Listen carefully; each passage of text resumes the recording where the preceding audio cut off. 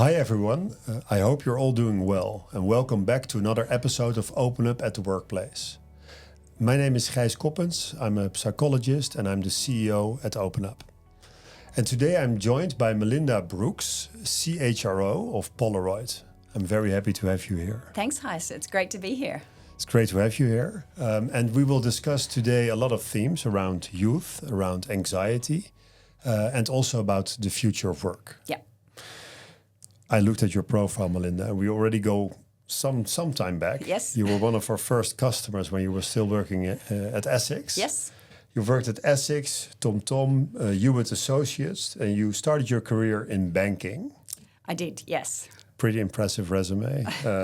And not only in Australia, but also since 17 years in Amsterdam. That's right. And some themes on your resume: change management, internal communications, employer branding, labor law, corporate social responsibility, but you're also a psychologist by background. Yes. Not by the Australian definition, but by the Dutch definition I am. Yeah. Yes. And you're still studying psychology in a way. I am, yes. Yeah. We are all students in a way. I'm passionate about it. Yeah. So. Cool. We're going to talk about the new generation, Gen Z. Yep. You're a people officer and HR officer. So you're dealing with all generations in the work floor. We're also a young generation ourselves. Indeed. One day. Yeah. Some time ago. You're a little bit younger than me, but yeah.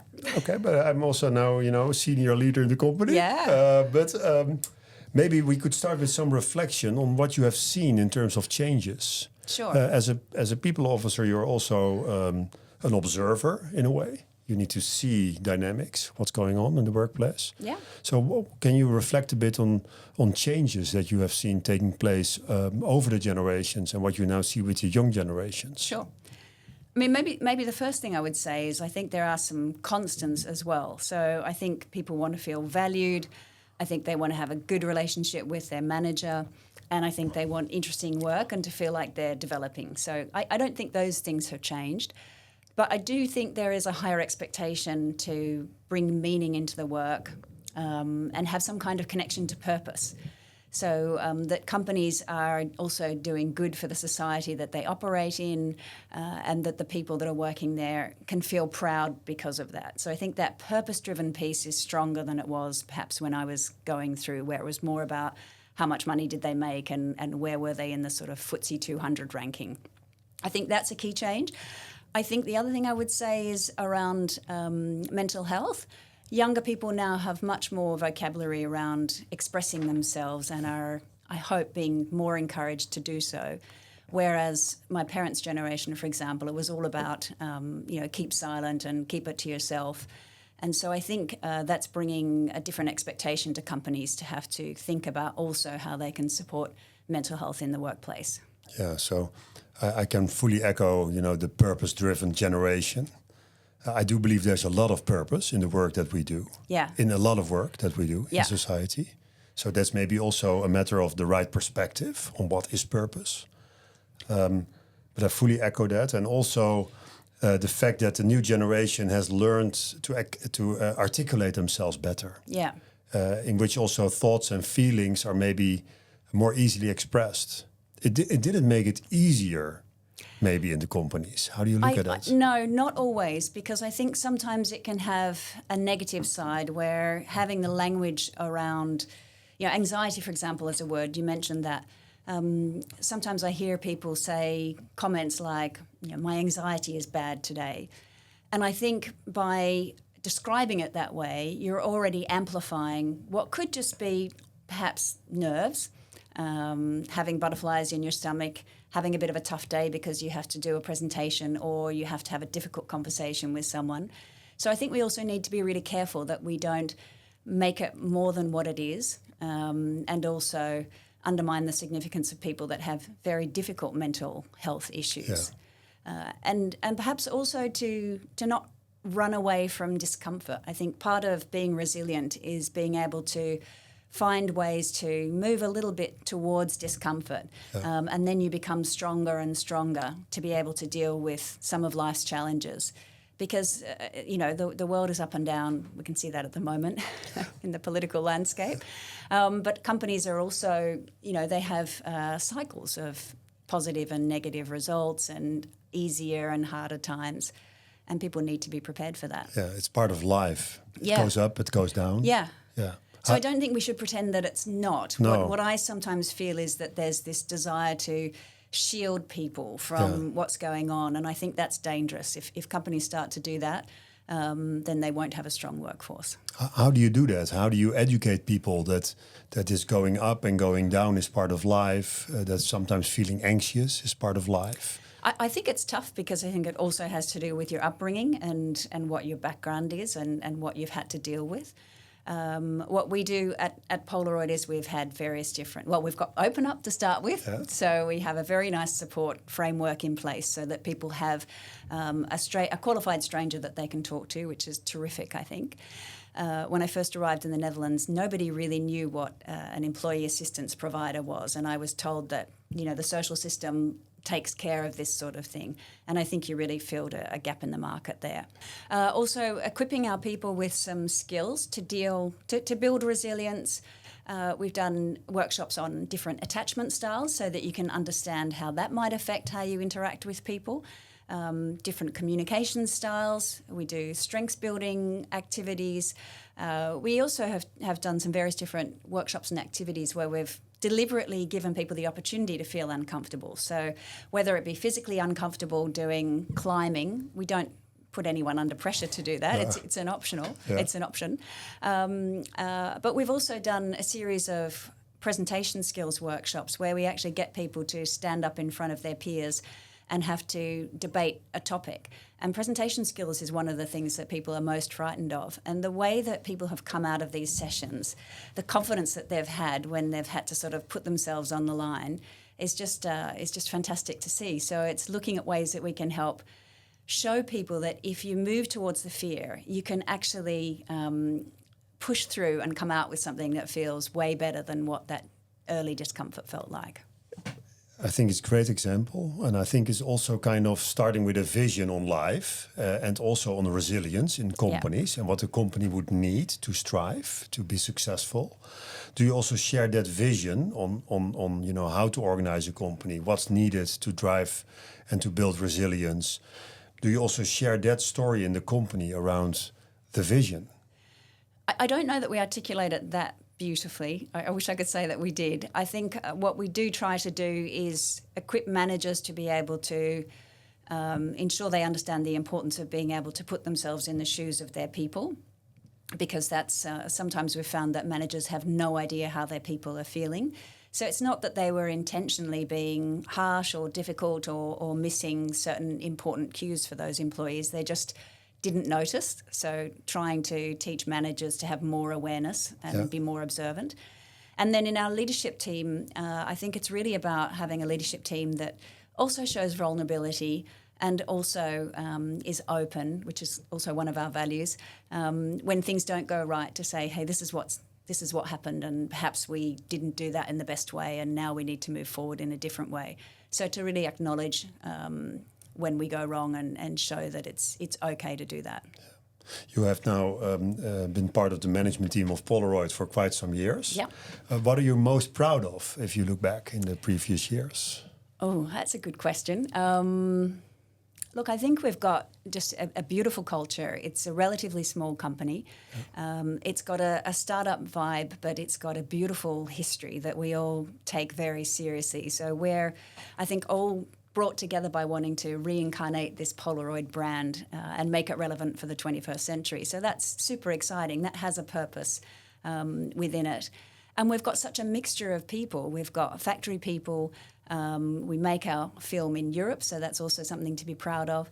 But we have people in the States, in Asia, and I think there's a consistent culture of openness and humanity and creativity, which is something I can't say I'm responsible for that, but I'm really proud of that. Cool.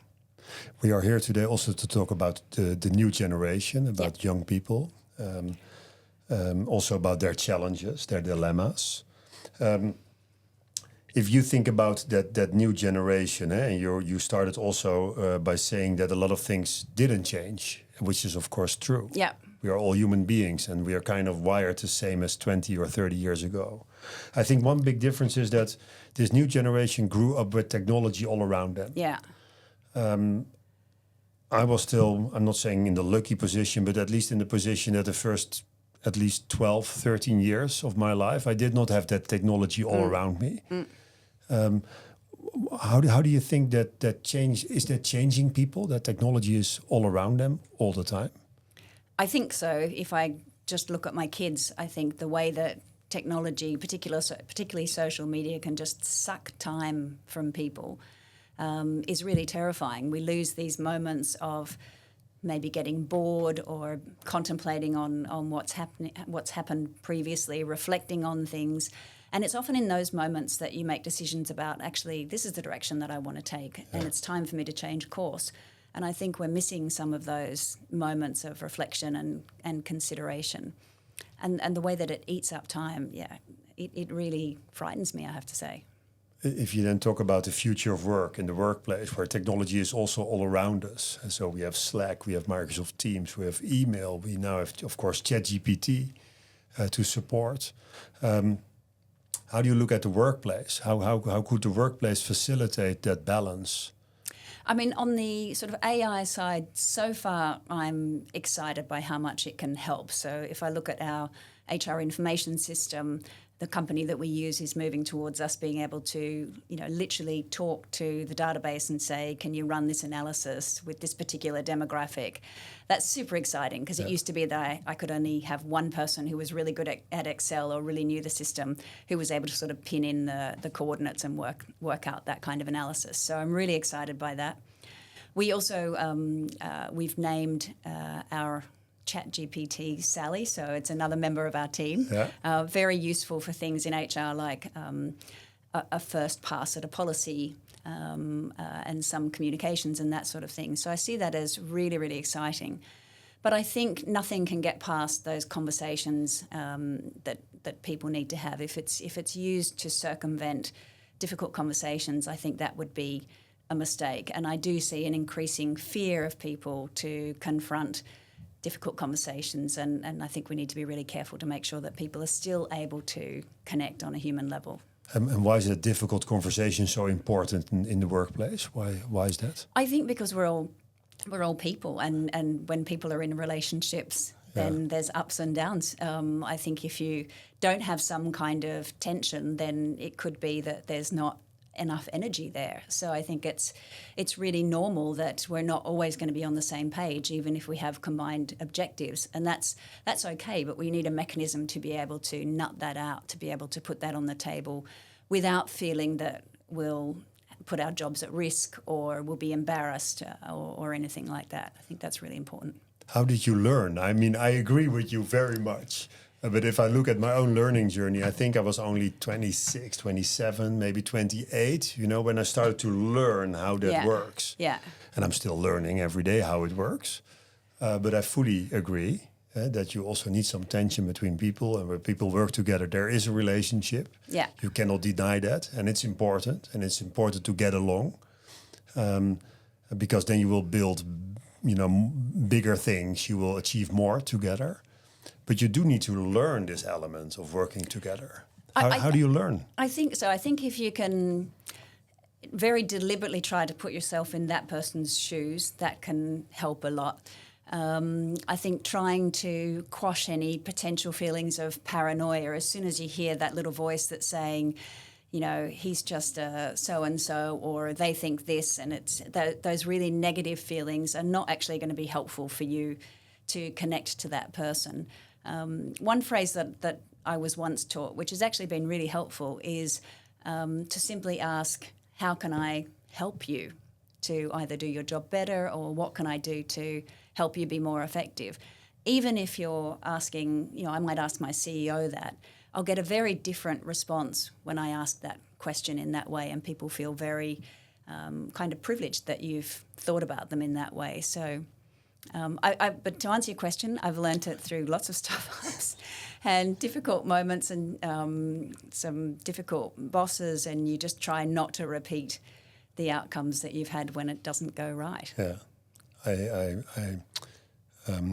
what also pops up in my mind is that there's also some commitment needed. You know, I'm hanging in there. I'm staying to solve this issue. I won't walk away. Yeah, I think that notion of sort of personal responsibility. I had a lecturer say to me once, you know, by the time you get to sort of 2022, he said, everybody has baggage.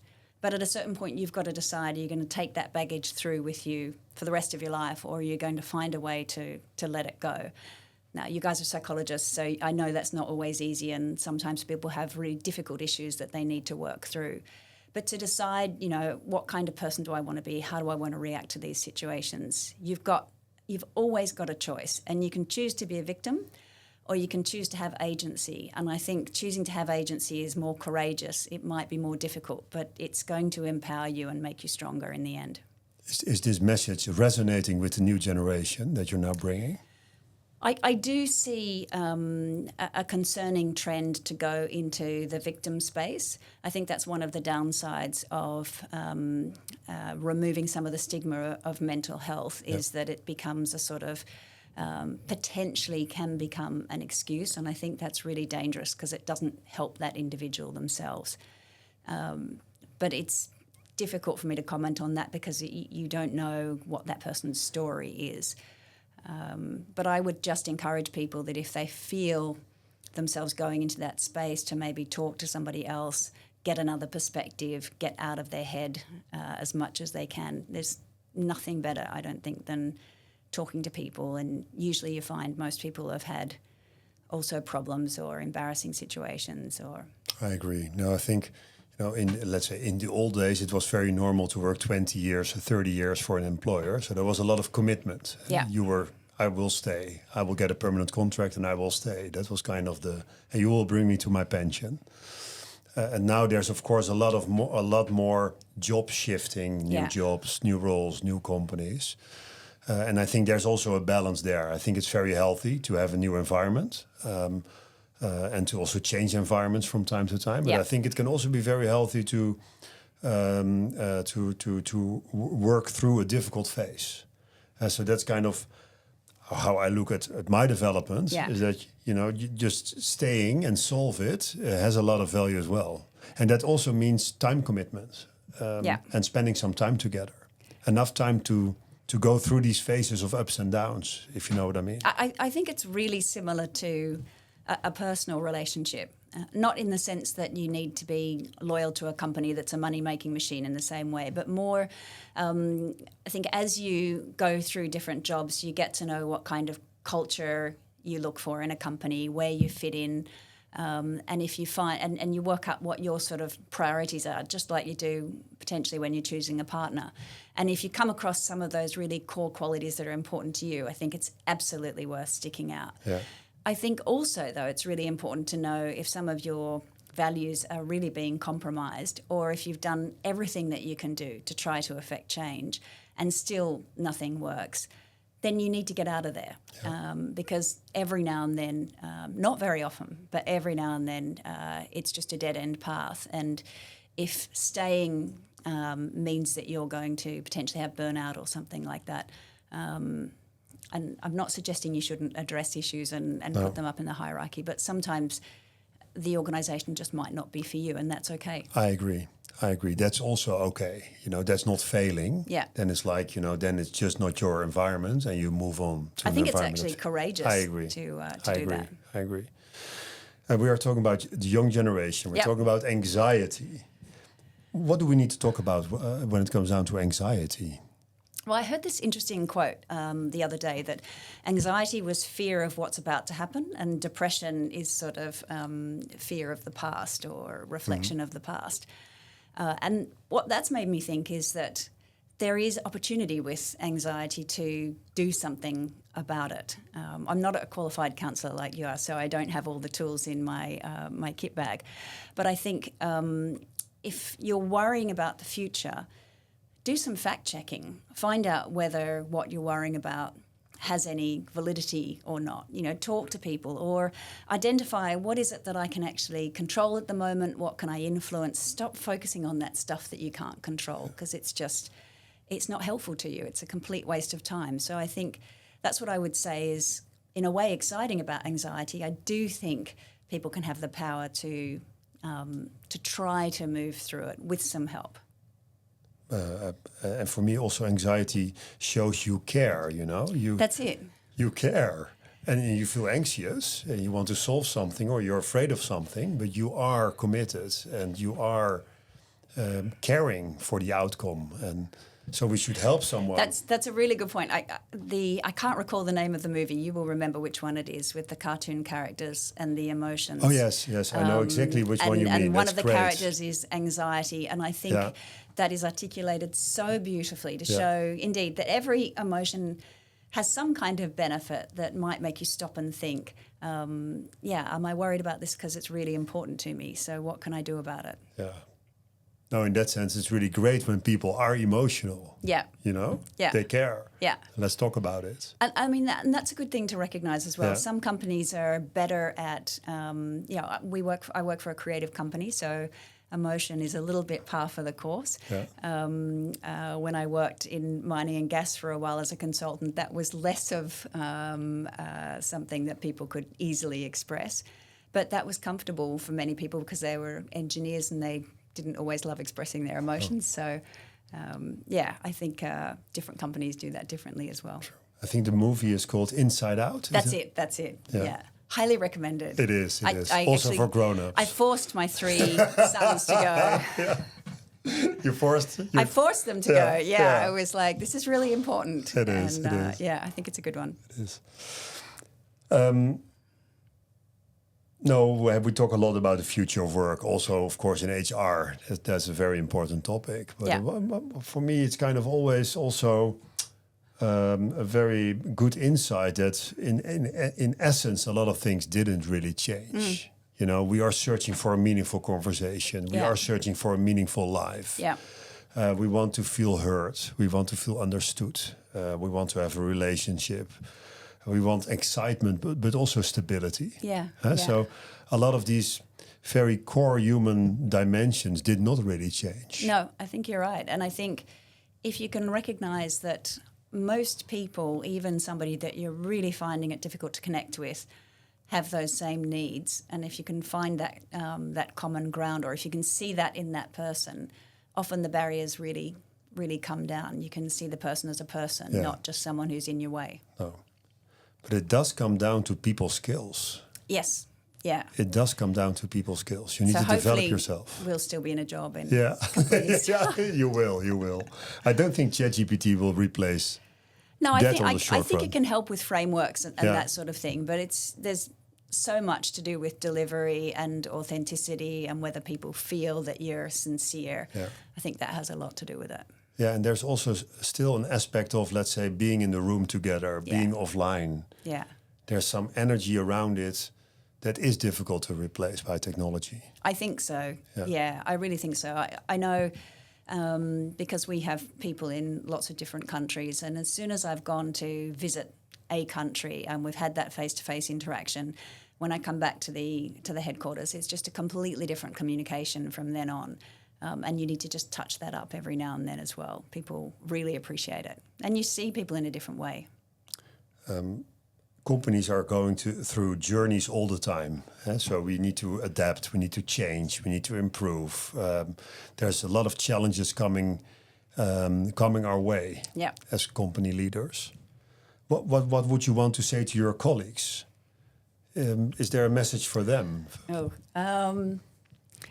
I think my colleagues in terms of my peers, or I think your Polaroid colleagues. You have a very clear vision on how you should work together, on also how you go up and down together, how you go through these phases, how you develop yourself in that environment to make it a better work environment, how to deal with the generation. So I think you have a story to bring to your colleagues. So I was just wondering, what comes up, if you could say something to them in this podcast, what would it be? I think the biggest thing, and I heard this years and years ago, is when you feel the fear, and I don't mean danger, but when you feel the fear, try to lean in rather than run away, because it will make you stronger. I think learn to be able to sit with some discomfort, not disabling comfort, but practice a little bit of that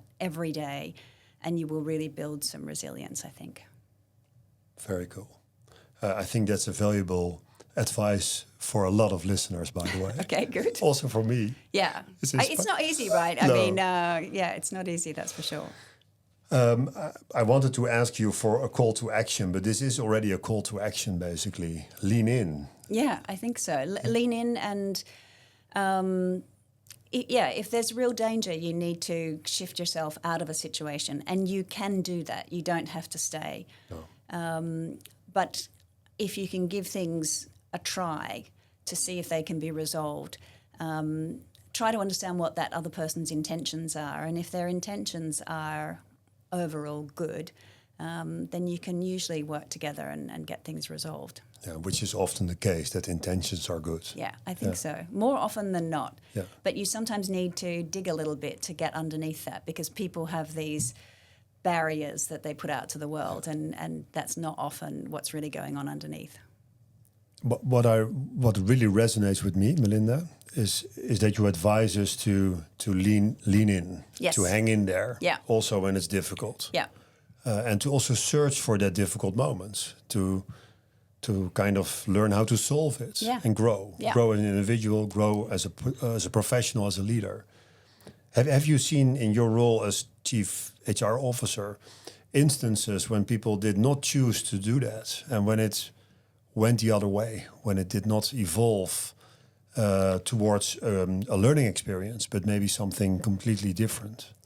Yeah, I think there's this really important window in terms of whether that moment that people decide, hey, am I going to take time out because I need a break, I just need to separate myself. Yes. But what I've noticed is that can be helpful in certain situations, but it can also be that you're actually taking avoidance as your key strategy, and avoidance is rarely a productive route to take.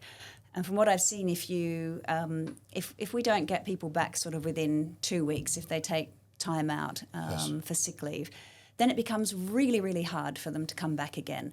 And it becomes this huge wall where it's difficult to walk back into the building.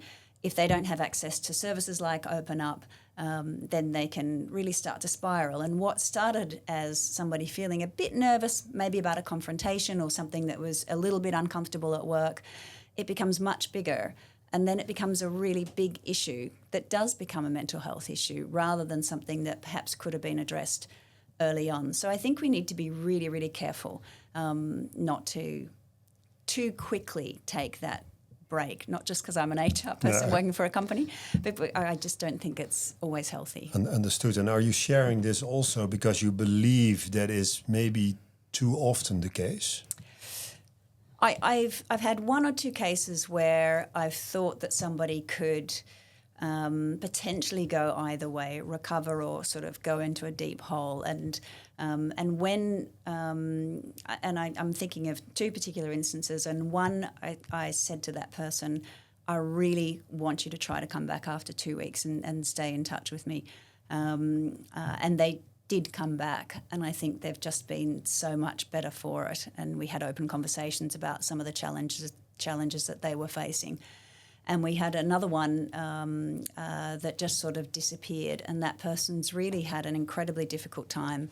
They've had difficulty accessing really good services in the Netherlands, and that's been a real shame. They needed some immediate care, and they didn't. They basically ended up having 10 weeks at home without sort of access to the right sort of services, and I think that was really a shame for them. Really difficult. The way you describe it, you're learning the people in your company to lean in a difficult situation, to solve it, to practice every day a little bit. And then, of course, the more you practice this every day, this capacity, the less likely it will be that you end up being separated at home for weeks, for months. I think so. And I think that's different. So maybe just to clarify, that's different to somebody who has a real issue, a lifelong issue that they've been dealing with. We've also had cases, I've also had cases like that in my career where somebody's actually taken themselves into some proper care where they were getting support for a period of time, and that was extremely successful, and that was why they were leaving work, because they had some sort of personal problem that really needed to be dealt with, whether it was an addiction or some sort of substance abuse problem. Those are the sorts of things where you actually really, it makes a lot of sense to take yourself out of a situation and get access to really good services. I think this advice that you're now giving also was relevant 20 or 30 years ago. Yeah, I think so, probably. What has changed in the previous 20 or 30 years that you think now today that this is maybe even more relevant? Mental health is a huge problem worldwide. Anxiety and depression are on the increase, especially among youth. Yeah. So it's just a serious issue that is going to negatively impact the world if we're not able to help people to equip themselves with the kind of skills to be able to face the world and to be able to deal with challenges and problems. Yeah. So I think we can't ignore it, and serious mental health issues have a huge burden on the community, society, people's families, the individual. People that have mental health illness have a greater likelihood of disease. They tend to be more likely to be substance users. So I think it's a really important issue that the world needs to be looking at really seriously. If I think about my time in school, elementary school, for instance, I didn't really got these lessons. So no. I learned when I was later in life. Yeah. I think you may recognize that. I do think nowadays they started teaching this in schools as well. I think they have, which I think is terrific, actually. Yeah. So that's. I see that with my 12-year-old daughter. She comes home and actually she's had the confidence to say to one of her friends, "I didn't like the way that you said that or did that," or she was getting pressure actually to skip school, and she's decided she's not going to do that. She felt confident enough to say that, and I think part of that's just the school giving her some of the tools to have the confidence to be herself. So Gen Z should be aware there's a new generation coming. Yep. And that has had its training already. Yeah, that's true. That's in school. True. Yeah. And I think they're watching also the generation ahead of them that are, bound to their phones. Yeah. And I hope that they can find alternatives so that they don't follow exactly in that path. Yeah. Thank you, Melinda, for the conversation. Yeah, really enjoyable. Thank you. Thanks, Gijs.